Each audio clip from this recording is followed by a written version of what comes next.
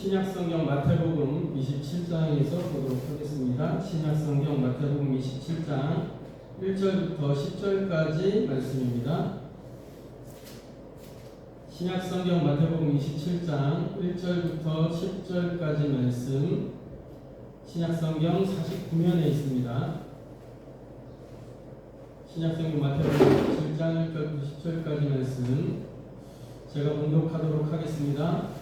새벽에 모든 대제사장과 백성의 장로들이 예수를 죽이려고 함께 의논하고 결박하여 끌고 가서 총독 빌라도에게 넘겨주니라.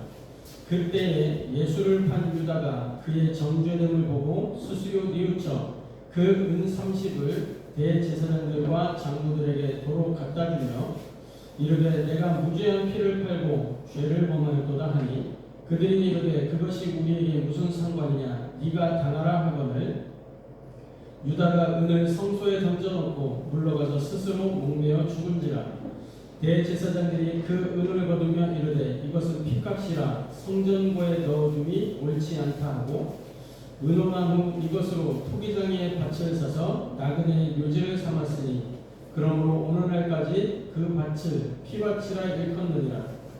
이에 선지자 예레미야를 통하여 하신 말씀이 이루어졌나니 일렀으되 그들이 그 가격 매겨진 자 곧 이스라엘 자손 중에서 가격 매긴 자의 가격 곧 30을 가지고 토기장의 밭값으로 주었으니 이는 주께서 내게 명하신 바와 같으니라 하였더라. 이는 살아계신 하나님의 말씀입니다.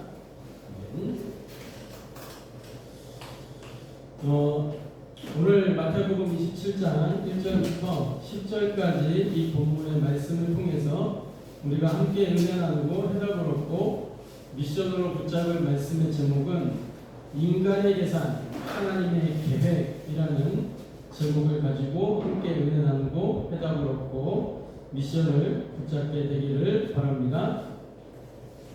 먼저 우리 신앙 고백하도록 하겠습니다. 예수는 그리스도, 우리는 하나님의 자녀, 그러므로 모든 문제 끝, 마귀야 가라, 남은 인생 하나님 영광을 위하여. 아멘. 매일같이 우리가 예수 그리스도 그 이름을 불러서 우리의 모든 죄와 저주와 또 지옥 배경과 하나님과 단절된 영적인 문제 속에서 날마다 해방된 그 축복을 확인하고 또 하나님이 우리와 지금도 영으로 함께 하심을 누리는 그 은혜 속으로 들어가게 되기를 주님의 이름으로 축복합니다. 왜 예수가 그리스도냐? 그리스도가 도대체 무슨 말이냐? 라고 할 때 이 그리스도는 헬라어로 기름 부음 받은 자라는 의미를 가지고 있습니다.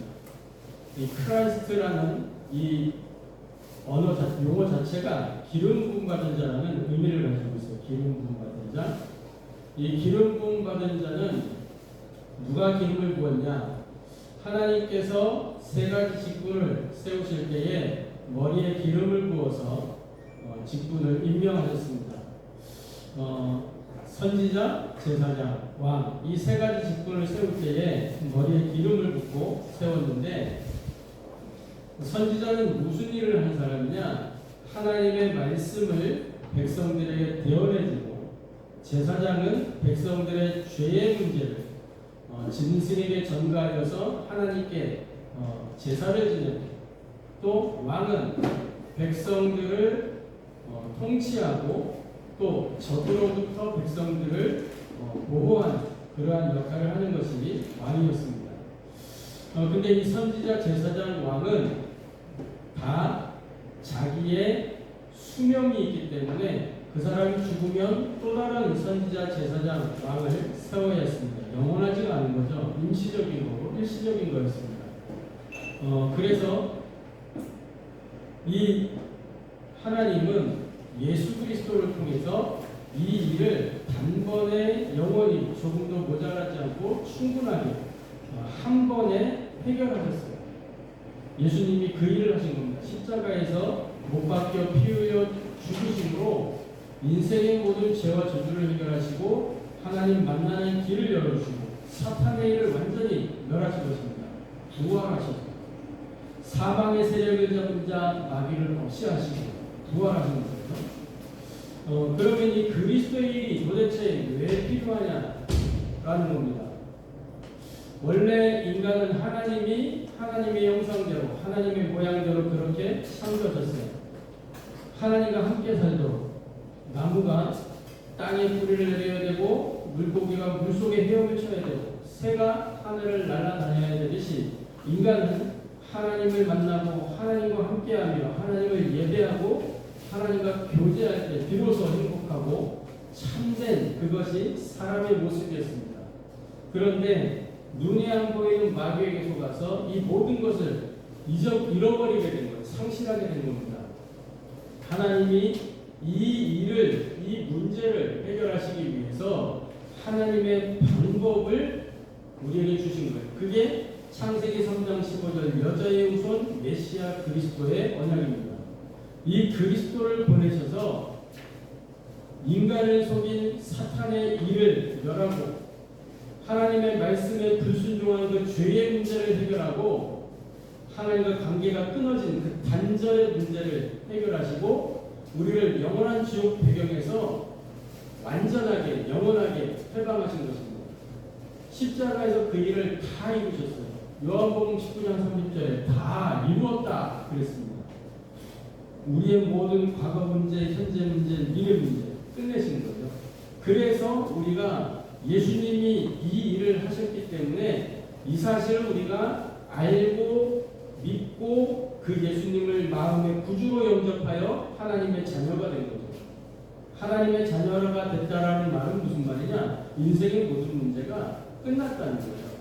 하나님이 함께하는 신분이요, 하나님이 우리를 인도하시고 우리가 그리스도의 이름을 가지고 기도할 때 응답하시고 하늘의 권세를 가지고 우리와 지금도 함께하셔서 그리스도 이름 부르면 모든 흑암 권세가 떠나가고 뿐만 아니라 이 땅에서 하늘 배경을 누리고 증인으로 그리스도의 증인으로 살아갈 수 있도록 전도자의 삶을 살도록 지금도 역사하시는 겁니다.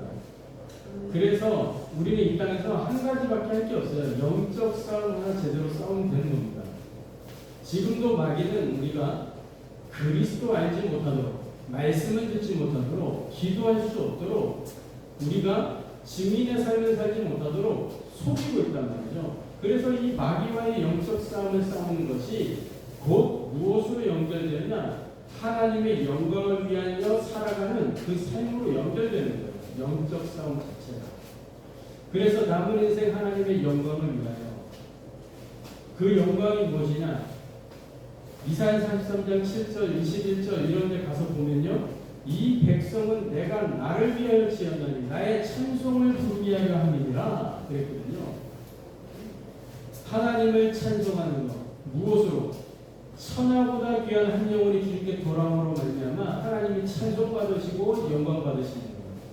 그래서 우리가 그 전도자의 삶을 사는 것이고 그것이 영적인 싸움 중에 가장 큰 영적인 싸움입니다. 이때 마귀의 권세가 완전히 꺾이는 거예요. 우리가 전도자의 삶을 살 때. 할렐루야. 자, 오늘 인간의 계산 하나님의 계획이라는 주제를 가지고 말씀을 나누는데 먼저 우리가 좀 생각해 봐야 됩니다. 나 중심으로 살아가느냐 하나님의 계획을 중심으로 살아가느냐 우리 그것이 문제죠. 바울은 오호라 나는 공고한 사람이로다 이렇게 고백을 했습니다. 왜냐? 늘 자기는 하나님 중심으로 살고자 하는데 자기 육신이 자기의 마음과 생각이 뭐예요? 자꾸만 육체의 소욕을 따라 세상을 따라 자꾸 흘러간다는 것이죠. 그러한 것을 보면서 오호라 나는 공고한 사람이로다. 누가 이 사망의 몸에서 나를 건져낼 것이냐. 그래서 우리 주 예수 그리스도밖에 없구나. 이렇게 이야기합니다. 신앙생활과 사회생활은 생각보다 어려운 것이 아닙니다. 그런데 엄청 어려운 거예요. 엄청 어렵게 느껴지고 받아들여져요. 신앙생활, 사회생활을 어떻게 하면 되느냐? 다른 게 아니고 하나님 앞에서 겸손하고 담대하게 하면 되는 거예요. 최선을 다하면 되는 겁니다. 그런데 사람은 하나님보다 자기 자신을 먼저 생각하는 구조로 형성되어 있어요. 그 자기중심적인 삶을 살아가도록 그렇게 형성이 되어 있단 말이에요. 이것이 인생 모든 문제의 시작입니다. 오늘 본문에 종교 지도자들과 가룟 유다가 등장하는데 이들은 모두 하나님을 안다고 말했지만 결국에는 자기 유익 때문에 예수님을 배척하고 배반했던 사람들입니다. 종교 지도자들은 자기의 기득권을 지키기 위해서 거짓 증언을 동원했어요. 한 사람을 이게 사형을 시킬 때에 이 옆에서 증언해주는 사람들, 두세 사람의 증언이 나와야 율법으로 처형할 수 있단 말이죠. 그 거짓 증인들을 모은 거예요. 거짓말한 사람들을 미리 돈을 지불하고 거짓말하도록 예수님을 처형할 때 거짓말 가지고 그걸로 처형한 거란 말이에요. 게다가 가룟 유다는 은 30에 예수님을 그 유대 종교 지도자들에게 팔아 넘겼습니다. 은 30에. 그게 마태복음 26장 15절에 있던 내용이잖아요. 그러나 하나님은 이러한 악인들의 계획마저도 사용하셔서 하나님의 구원의 역사를 이루는데 활용하셨어요. 그래서 온전히 하나님의 일을 이루셨습니다. 자기 유익을 위해서 움직였는데 그것이 결국에는 하나님의 구원의 계획을 성취하는 도구가 되어졌어요. 하나님은 그렇게 하나님의 일을 행하시는 분입니다. 그래서 오늘 우리는 이 말씀을 통해서 한 가지 중요한 질문 앞에 서게 됩니다. 나는 지금 누구를 위해서 살고 있냐? 무엇을 위해서 살고 있냐? 그래서 우리는 생각해 봐야 됩니다. 왜 우리는 내 중심으로 살면 안 되고 복음 중심으로 살아야 되는가? 왜 우리는 복음 중심으로 살아야 되느냐? 첫 번째로 자기 중심의 삶은 궁극적으로 실패하기 때문에 그렇습니다. 인간 문제의 시작은 철저하게 자기 중심에서 시작된 거예요. 창세기 3장에서 사탄은 인간으로 하여금 하나님보다 자신을 선택하도록 만들었습니다. 그게 창세기 3장 1절부터 6절에 있는 내용이잖아요. 하나님이 동산 모든 나무의 열매를 먹지 말라고 했지. 하나님의 말씀을 가지고 마귀가 속입니다. 그때 이 하와는 마귀에게 뭐라고 얘기해요? 마귀인 줄 모르고 얘기하는 거죠. 자기하고 아주 절친 베프 그 뱀이 이야기한다고 생각하고 이야기하는 거예요. 하나님의 말씀에 동산 모두의 나무의 열매를 우리가 먹을 수 있으나 동산 중앙에 있는 나무의 열매는 먹지도 말고 만지지도 말고 너희가 죽을까노라 하셨느니라 이렇게 이야기하죠. 그때 그 뱀 속에 들어가 있던 마귀가 이야기합니다. 너희가 결코 죽지 아니하리라. 너희 눈이 밝아져서 하나님처럼 될 줄을 하나님이 아심이니라. 그래서 인간 속에 있던 그 탐심을 자극시킨 거예요. 창세기 1장 2절에 보면 인간이 어떤 존재냐? 땅이 혼돈하고 공허하며 흑암이 깊음 위에 있고, 창세기 2장에는 가서 보니까 하나님이 그 땅의 흙으로 사람을 지으시고 그 코에 생기를 불어넣으시니라. 그래서 인간의 본질은 혼돈공허 흑암이에요. 이 혼돈공허 흑암이 우리 안에 또아리를 틀고 있다가 자극이 되면은 확 올라오는 겁니다. 혹자는 어둠과 빛이 함께 있을 수 없다고 이야기해요. 그런데 실제로 우리 삶 속에서 가만히 보면 어둠과 빛이 늘 함께 있습니다. 성경도 보면 어둠과 빛이 늘 같이 있어요. 자, 지금 여기에 이렇게 전기불이 들어와 있으니까, 전등이 켜져 있으니까 환하게 되어 있습니다. 또 낮이니까 환하게 되어 있어요. 그런데 만약에 이 불을 다 껐다 그러면 지금보다 어두워지는 게 정상입니다. 그죠? 불을 딱 끄면 어떻게 돼요? 어두워지는 거예요. 불이 약해진 만큼 어둠이 도드라지게 올라오는 겁니다. 자, 불이 들어오면 어떻게 돼요? 어둠이 약해지는 거예요. 이 어둠은 어디에 있던 겁니까? 이 어둠은 여기에 그대로 있던 거예요. 어디 딴 데서 들어온 게 아닙니다. 여기에 그대로 있던 어둠이 빛이 약해지니까 드러나는 거예요. 그래서 하나님이 창세기 1장 3절에 빛이 있으라, 그 빛이 딱 나오니까 뭐요? 어둠이 싹 사라져버리는 거예요. 자취를 감추는 거예요. 그러나 그 자리에 있는 겁니다. 땅이 혼돈하고 공허하며 흑암이 깊음 위에 있고, 그 땅의 흙으로 우리를 만드셨어요. 문제가 되지 않기 때문에 아무리 혼돈, 공허, 흑암이어도 하나님의 빛이, 그 생명의 빛이, 영광의 빛이, 창조의 빛이 나와 함께하면 아무것도 문제가 되지 않기 때문에 그 땅의 흙을 가지고 그대로 사람을 만드신 겁니다. 그런데 뭐예요? 너희 눈이 밝아져서 하나님처럼 될 줄은 하나님이 아시니라. 그 말을 듣고 이 하와가 그 나무의 열매를 찾아보니까 어떻게 보여요? 보암직도 하고 먹음직도 하고 지혜롭게까지 할 만큼 탐스럽기까지 한 나무입니다. 그래서 그 나무의 열매를 따먹고 자기와 함께한 남편에게도 주매 그도 먹은지라. 인간은 하나님 중심에서 완전히 자기 중심으로 바뀌게 됐고, 그 결과로 모든 저주, 재앙, 고통이 인생 가운데 찾아오게 된 거예요. 자, 사탄은 지금도 동일하게 전략을 사용하고 있습니다.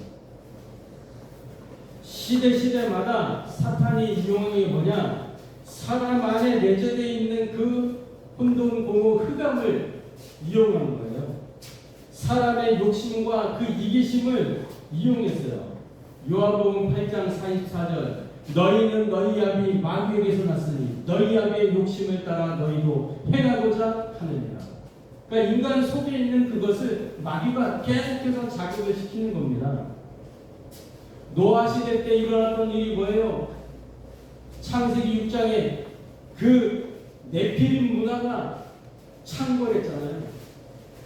하나님을 의지하고 하나님 주시는 그 힘과 능력과 은혜를 가지고 살아야 될 사람이 하나님이 아닌 다른 힘을 의지하기 시작했단 말이에요. 하나님의 아들들이, 사람의 딸들의 아름다움을 보고, 그죠? 바벨탑 시대에는 뭐예요? 그 바벨탑이 의미하는 게 뭡니까? 노아 홍수 이후에 세워진 거란 말이에요. 노아 홍수 이후에. 홍수가 면해지고 홍수가 끝나고 노아를 중심으로 새 시대가 열렸어요. 하나님이 재창조의 축복으로 새로운 시작을 하신 겁니다. 그런데 세월이 지났어요. 세월이 지나고 나서 무슨 일이냐면 이 하나님이 이 사람들에게 명하신 게 있어요. 흩어져서, 천지에 평만하게 흩어져서 생육하고 번성하고 땅에 충만하여 모든 것을 정복하고 다스리도록, 창세기 1장에 주셨던 그 말씀처럼 다시 그렇게 말씀하신 겁니다. 흩어져서, 편만하게 흩어져서 정복하고 다스려라. 그런데 이 사람들은 뭐라고 했냐? 우리가 흩어짐을 면하자. 또다시 그 홍수 속에 갇힐 수도 있으니까 우리가 성과 대를 쌓아서 저 하늘까지 닿게 쌓자. 물론 그 사람들은 살고자 하는 마음이 있었겠죠. 혹시 홍수가 오면 살아남아야 되니까. 근데 하나님의 말씀은 그게 아니었어요. 이제 다시는 내가 물로 사람을 심판하지 않을 것이다 말씀하셨고, 흩어져서 편만하게 흩어져서 정복하고 다스려라고 말씀하셨어요. 그런데 이 사람들은 하나님의 말씀과는 정반대의 길로 나가게 됩니다. 그리고 이 바벨탑이 상징하는 게 뭐예요? 성과들을 높이서 그 하늘까지 닿자. 성공주의입니다. 성공주의. 지금 이 세상도 이 시대도 무엇을 추구하고 있냐? 성공. 그걸 추구하고 있는 거예요. 애국 시대에는 뭡니까? 이 바로왕이 이 이스라엘 사람들을 노예로 삼아서 자기를 위하여, 그죠? 이 피라밋을 쌓게 만들고 스핑크스 싹 만들고 하잖아요. 바벨론 시대는 우상 문화를 가지고 사람들을 장악했습니다. 신약 시대의 종교 지도자들은 뭐예요? 다른 복음, 틀린 복음, 섞인 복음 이런 것 가지고 사람들을 미혹한 거예요. 방법은 다 달랐지만 그 목적은 같았습니다. 하나님보다 자기 자신을 더 소중하게 여기도록 만드는 거예요. 나 중심으로, 철저하게 나 중심으로, 철저하게 물질 중심으로, 철저하게 성공 중심으로 살아가도록 그렇게 만드는 거예요. 오늘 가룟 유다 보세요. 결국 자기 중심 그것 때문에 무너지게 된 겁니다. 가룟 유다는 12사도 중에 한 사람이었어요. 그 예수님과 함께하는 공동체 안에서 재정 담당을 할 만큼 신뢰받던 사람, 요한복음 12장 6절에, 그죠? 그런데 그러했던 사람이 그 중심 속에는 예수님이 계셨던 게 아니에요. 자기 자신이 있었어요. 예수님을 따르는 것 같았지만은 결국 자기의 계산과 기대가 무너지니까 예수님을 은30에 팔아넘기고 만 거죠. 종교 지도자들도 마찬가지였습니다. 자기 유익에 사로잡혀서 자기의 기득권을 지키기 위해서 예수님을 십자가에 못 박는데 주도적인 역할을 했어요. 진리를 몰라서 예수님을 죽인 게 아니었습니다. 하나님의 말씀을 알지 못해서 무지 때문에 예수님을 죽인 게 아니었어요. 그 사람들은 바리새인들이요 종교의 지도자들이었어요. 성경을 잘 아는 사람들이었습니다. 하나님의 말씀의 약속을 잘 알고 있는 사람들이었어요. 그런데 뭐냐? 예수님 때문에 자기가 위협을 받으니까 자기들이 갖고 있는 그 기득권 하나를 지키기 위해 요한복음 11장 나오잖아요. 그래서 예수님을 십자가에 못 박혀 죽게 만드는 그 일을 하게 된 것입니다. 결국엔 뭐요? 그들 안에 있는 그 시기 질투 때문에, 그들 안에 있는 혼돈, 공허, 흑암 때문에 예수님을 죽게 만든 거예요. 이처럼 자기 중심의 삶은 결국 사람을 살리는 것이 아니라 사람을 무너뜨리고 망하게 만드는 일을 하게 됨을 보게 됩니다. 그래서 두 번째로 하나님의 복음 그리스도만이 인간의 문제를 해결하는 거예요. 하나님은 문제를 주신 적이 없습니다. 늘 우리에게 복음을 주셨어요. 복음을.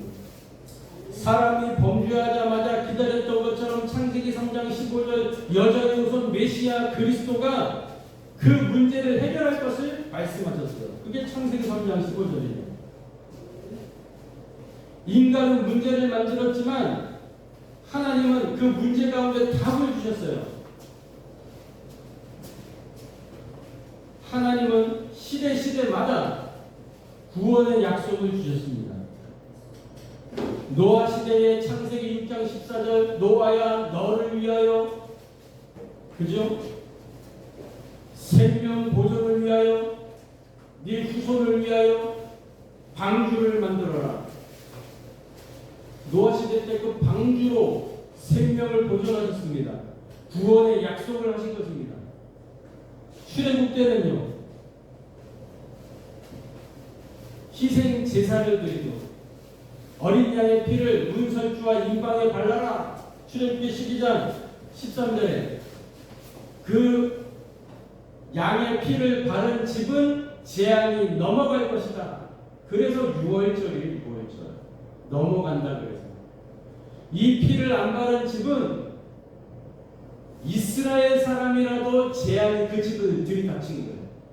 그런데 이 피를 바르면 애굽 사람이라도 재앙이 넘어가는 겁니다. 왜? 하나님의 약속이기 때문에.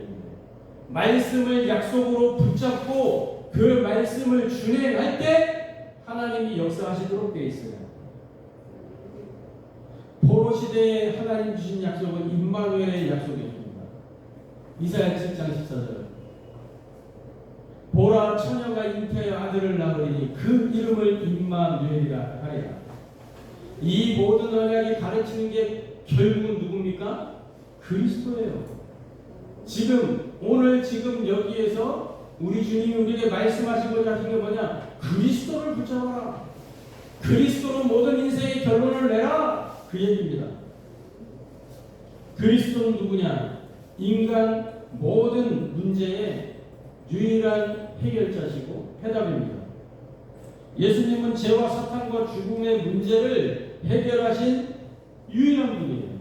그래서 베드로가 가이사랴 빌립보에서 이렇게 고백을 하죠. 주는 그리스도시요 살아계신 하나님의 아들이십니다.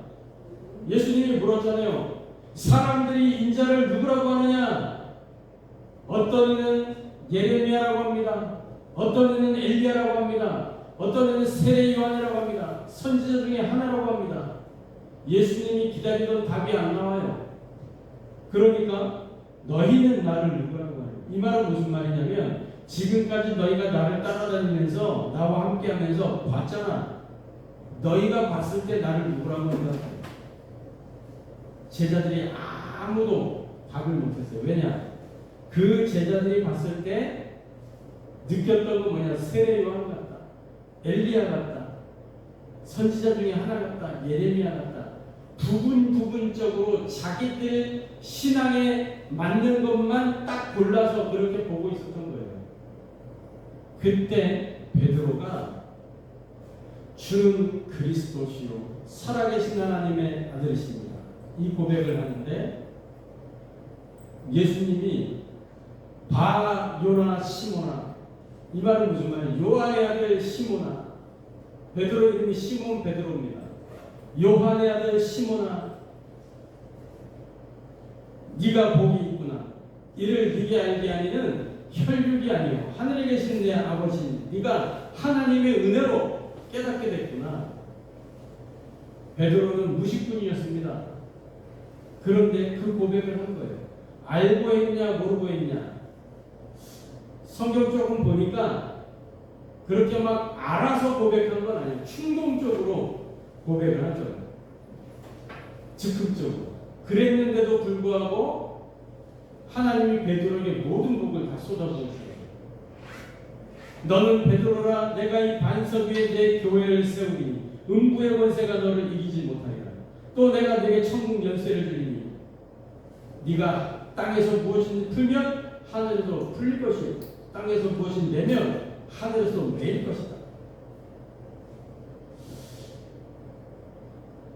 복음은 단순한 종교가 아니라 인간의 근본 문제를 해결하는 하나님의 유일한 능력입니다. 그래서 복음을 가진 사람은 실패 자리에 있어도 하나님이 은혜를 주시면 한순간에 회복되게 되어 있어요. 베드로는 마태복음 26장 69절 75절 우리 지난주에 살펴봤던 본문이잖아요. 예수님을 3번이나 부인했어요. 3이라고 하는 숫자는 완전수예요. 3번 부인했다는 건 뭐냐? 완전히 예수님을 부인했다는 거예요. 그런데 그러한 베드로에게 예수님이 찾아오셔서 은혜를 주십니다. 그죠?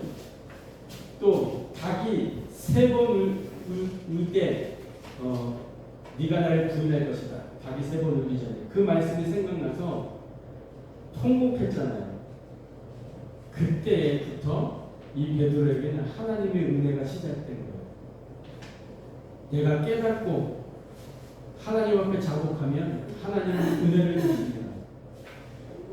그래서 베드로가 회개하고 주님께 돌아오고 그 하나님의 은혜 속에서 부활하신 주님을 만나고 깨닫게 되면서 사도행전 1장에 성령에 충만한 그 역사 속에서 그죠?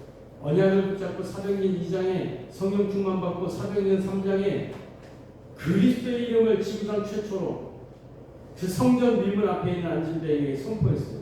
나사렛 예수 그리스도의 이름으로 일어나 걸을지어다.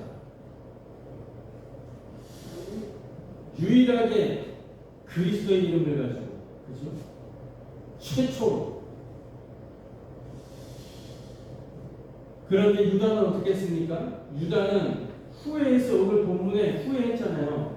후회했지만 주님께 돌아오지는 않았습니다. 결국은 자기 생명을 끊는 것으로 마감했잖아요. 하나님께로 돌아오지 않았어요. 결국 자기 중심이에요. 결국에. 복음 가진 사람은 넘어질 수 있어도 망하지 않습니다. 하나님께서 붙으시기 때문에. 자, 그래서 하나님은 모든 것을 통해서 하나님 자신의 계획을 이루십니다. 그래서 십자가 사건조차 실패가 아니라 하나님의 절대적인 계획 속에서 성취되어지는 거예요. 그런데 이스라엘은 역사상 가장 어리석은 일에 구분을 건 겁니다. 예수님을 십자가에 못 박는 그 일에. 그죠? 그래서 이 이스라엘은 자기들이 이겼다고 생각했어요. 그런데 사실상 알고 보니까 뭐예요? 하나님은 그 사건을 통해서 하나님의 구원 계획을 이룬 것입니다. 십자가를 통해서. 예수님께서 말씀하셨죠. 마태복음 26장 54절에 이는 성경에 말씀하신 그 말씀을 이루기 위함이다. 하나님은 악한 일도 선으로 바꾸십니다. 바로의 강팍함도 그 강팍한 마음을 누가 주신 거냐? 성경에 보니까 하나님이 바로에게 강팍함을 주셨어요. 왜? 이스라엘 백성을 출애굽하게 하시려고. 그래서 하나님의 능력을 보이시려고 강팍함을 주어가지고 이스라엘 백성을 끝까지 추격하게 만듭니다. 앞에는 홍해가 막혔고 뒤에는 이 애국 군대가 막 쫓아와요. 그때 백성들이 모세를 원망하잖아요. 어쩌려고 우리를 여기까지 끌고 나와서 죽게 만드냐. 그때 모세가 이야기합니다. 너희는 잠잠히 서서 오늘 너희에게 행하시는 하나님의 구원을 봐라.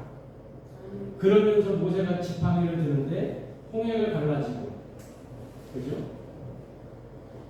이스라엘 백성들이 저 노인, 어린아이부터 노인까지 남녀노소 상관없이 다 홍해를 마른 바닥처럼 다 건너갔어요.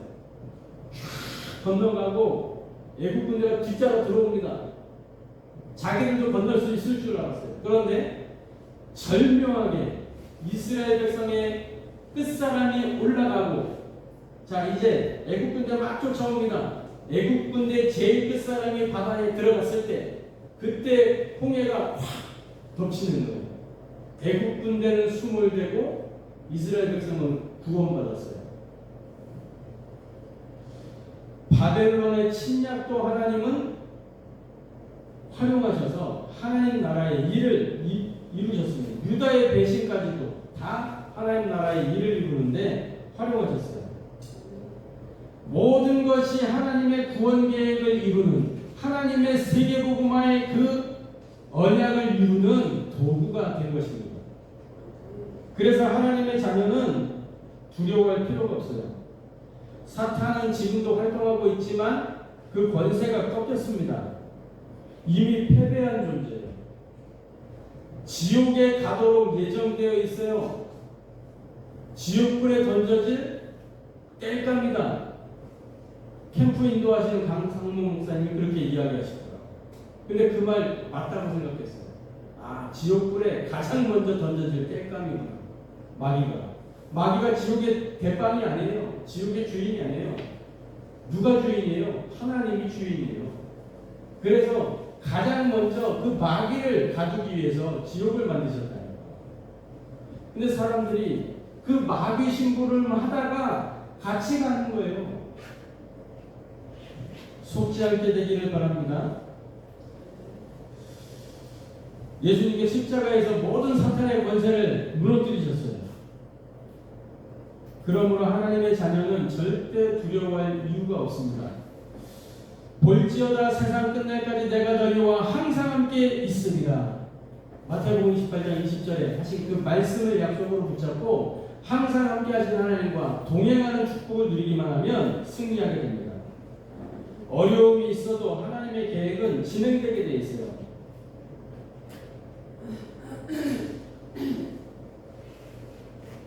어떤 작가가 20년 동안 원고를 써가지고 이제 출판하려고 준비를 했는데 어떻게 하다 보니까 불이 나가지고 그 원고를 다 불태워버리게 되는 거예요. 어떻게 해요? 절망밖에 없는 거잖아요. 그런데 그 사람은 그 과정을 통해서 20년 동안 준비한 글인데 그게 소실되면서 절망 속에 빠진 것이 아니라 다시 글을 써내려갔어요. 그 결과 어떻게 됐냐? 더 좋은 작품이 만들어져서 완성도 높은 작품을 만들어서 이렇게 성공하게 된 그런 이야기가 있습니다. 하나님의 사람은 실패처럼 보이는 순간에도 하나님의 계획을 바라보면 승리하게 됩니다. 로마서 8장 28절에 뭐라고 말씀하냐? 하나님을 사랑하는 자, 곧 그의 뜻대로 부르심을 입은 자들에게는 모든 것이 합력하여 선을 이루느니라. 복음이 복음되어지는 거예요. 우리에게 있는 문제, 사건, 갈등, 위기 모든 것을 활용해서 하나님은 복음을 복음되게 만들고 하나님의 자녀가 응답과 축복 속으로 들어가도록 만드시는 겁니다. 그래서 결론적으로 복음 중심의 인생은 반드시 승리하게 되어져 있습니다. 저와 여러분이 반드시 기억해야 됩니다. 복음으로 오직이 돼서 반드시 승리하는 그 전도자의 삶을 우리가 살아야 되는 것입니다. 오늘 본문에 두 종류의 사람이 나오죠. 종교 지도자들과 가룟 유다는 자기의 유익을 따라서 살았습니다. 그러나 예수님은 하나님의 뜻을 따라서 묵묵하게 십자가의 길을 걸어가셨습니다. 결국 역사를 움직인 것은 누구냐? 인간의 계산이 아니라 하나님의 계획이 역사를 만들고 움직여가는 것입니다. 그렇기 때문에 우리는 선택해야 되는 거예요. 뭘 선택해야 되냐? 내가 나의 유익을 따라 살 것이냐? 아니면 복음을 따라 살 것이냐? 선택해야 됩니다. 복음 중심으로 생각하고 복음 중심으로 판단하고 복음 중심으로 선택해서 하나님의 그 말씀의 흐름을 따라 성령이 인도받는 그 성령의 인도 속으로 들어가야 되는 거예요.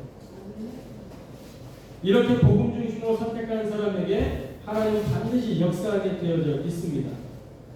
바리새인처럼 속지 마시고 가룟 유다처럼 실패하지 마시고 오직 그리스도를 붙잡고 하나님의 예비하신 그 길로 들어가는 은혜와 축복이 있게 되기를 주님의 이름으로 축복합니다. 기도 속에서 복음 중심으로 판단하고 선택하고 도전하는 그 성령의 역사 누리게 되기를 바랍니다.